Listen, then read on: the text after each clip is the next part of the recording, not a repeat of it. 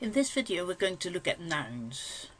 Now what we'll see is that nouns is one big category, but there are actually some subcategories within this bigger category, and we can recognize what are called proper nouns, and they're really names, so things like Peter and Annette and Washington. There are common nouns, bread, table, disagreement, and there are pronouns, words like I, you, she, us, them. Now, proper nouns are easy. If a word is a name, then it's a proper noun. Yeah, so proper nouns are names. Then we've got common nouns, and they can be divided into two further subcategories, count nouns and mass nouns. Now, we can form what's called the genitive with many nouns by adding an apostrophe s. So you can say John's birthday. Yeah, so John is the proper noun, and you can put that apostrophe s after it to give that possessive reading. You can say the lecturer's notes, where lecturer is a count noun, and again can occur with the apostrophe s. You can say the coffee's taste, and coffee then is a mass noun. So that's one way in which you can tell whether you've got a noun other than these pronouns, which are a little bit different. So a proper noun or a common noun, you can put this apostrophe s after it to form the genitive. So have a look at these ones. Which of the following words is a proper noun? Him, bag, snow, English, foreign? Yeah. Now the answer is English. So English is the name of the language that we all speak. And of course, what's different if you look at that little list of words? Yeah, it's written with a capital. That's because it's a name, and usually names are written with a capital letter. So that's another way in which you can recognize proper nouns. Now, which of the following is not a proper or a common noun? Book, snow, John, it, sock. Now, if you think about it, you can put an apostrophe s after book, as in the book's cover, the snow's temperature, John's spectacles, the sock's colour. Yeah, but it's the moment you put an apostrophe s, what that means is it is. It doesn't mean the genitive. Yeah, so it's not possessive. That's written without an apostrophe. Yeah, so it is not a proper or a common noun. It's actually a pronoun, which we'll talk about later on in the module. So how do you tell which subcategory a noun belongs to? Well, again, we look at morphology and distribution. Yeah, so for morphology, a question to ask is, can the noun be made plural, or is it already plural? And for distribution, you can say, can you put the in front of it? Can or must the noun occur with the determiner, or can it occur without one? Count nouns, yeah, you can say, well, they can be counted, so you can make them plural. Yes, so that was our first question. Can the noun be made plural, or is it already plural? So if you can, then it's a count noun. And another property of count nouns, and there's a spelling mistake, is when the count noun is singular, they have to occur with the determiner. Yeah, so a book, the book, this book, my book. Yeah, but you can't say I was reading book. Yeah, there has to be a determiner when they're singular. Mass nouns are different from count nouns because they can't be made plural. Yeah, so something like there was a lot of sand on the patio. Yeah, then you can't say there was a lot of sands on the patio. Yeah, it can't occur. A mass noun can't occur with the determiner so I picked up a sand doesn't work. Yeah, and it can occur without a determiner. Yeah, and remember, count nouns can't, mass nouns can. So there was a lot of sand. There's no determiner there. Yeah, so all these properties are the opposite from the way that count nouns occur. Okay, so let's have a look. I don't take sugar. But what kind of noun is sugar? Well, it's not a name, so it's not a proper noun.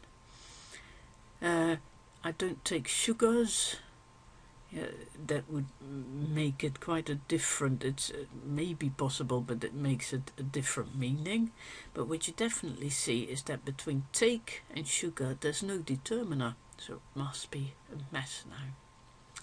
Mary loves Spain. Aha, what's Spain? Well, it's written with a capital, yeah, so it must be a proper noun. It's the name of a country. John walked a mile. Aha, what's mile? Now there's a in front of it, and only count nouns can occur with a. Mass nouns can't occur with a. Yeah, so can you make mile plural? Well, you can say John walked miles. So, and that's fine. So mile is a count noun. That ox looks placid. What about ox? Well, there is a determiner in front of it. Yeah, compare with the ox looks placid. The ox looks placid. Can you leave it off? Ox looks placid. No, that doesn't work. Can you make it plural? Those oxen look placid. Yeah, that's fine. It's an odd or an unusual plural, but you can still make it plural. Okay, so that makes it a count noun. A distinction that's sometimes made, or not sometimes, that's made in categories of nouns is between concrete and abstract nouns. Yeah. So a bird, if you think about a bird, well, you can see a bird, you can hear a bird, you can touch a bird. Yeah, it's a concrete noun because concrete nouns refer to things you can observe, things in inverted commas, that you can observe with your five senses. Yeah, so fur is another concrete noun because you can touch it, yeah, you can see it, you can touch it. Trumpet, again, it's a thing, you can hear it, yeah, you can see it. Can touch it. Again, perfume is one that is a concrete noun because you can smell it, and ice cream, you can taste it. But if you think about words like lecture and love and intelligent and laziness and idea, they're all nouns, but you can't directly observe them with your five senses. Yeah, and that's why we think of them as abstract nouns. Now, if you look at those two little lists, you can see that some are count nouns. Yeah, a bird, but not a fur. It's fur is a mass noun. Yeah, love is a mass noun. A lecture, that is a count noun. So you can see that the concrete and abstract distinction cuts across count and mass nouns. Now, a slightly different thing again is compound nouns, and they're nouns that are made up of nouns. So if you take something like olive oil is good for you, yeah, you've got two nouns, olive and oil, and they're put together. Then you get olive oil. Now, if you look at the next sentence, it is good for you. What's the it? Well, it's olive oil. So the compound noun actually functions as a single word syntactically, and syntactically means in the structure of the sentence. So that makes them special. Yeah, although the compound nouns are formed from two nouns, they are in fact then a single unit in the sentence. Yeah, some other examples are piano teacher, kitchen floor, washing machine, sugar water. Now, just like normal nouns or other common nouns, compound nouns can be count or mass nouns, and that depends on the head of the compound noun. And the head is always the second noun in the compound. So if you've got a hamster cage, yeah, you can count them. One hamster cage, two hamster cages. That makes the whole compound noun hamster cage a count noun. Now, if you take sugar water, yeah, you can't say sugar waters, and so the whole noun is a mass noun. Look at this one. Oh, forget about click to add the title, sorry, but just look at the word toy car crusher. Yeah, there's a compound noun, but of course there are 3 nouns. Now compound nouns are made from 2 nouns, so inside this compound noun there must be another compound noun. And it depends, what does the word mean, a toy car crusher? Well, it depends on whether you have a car crusher and it's actually a toy.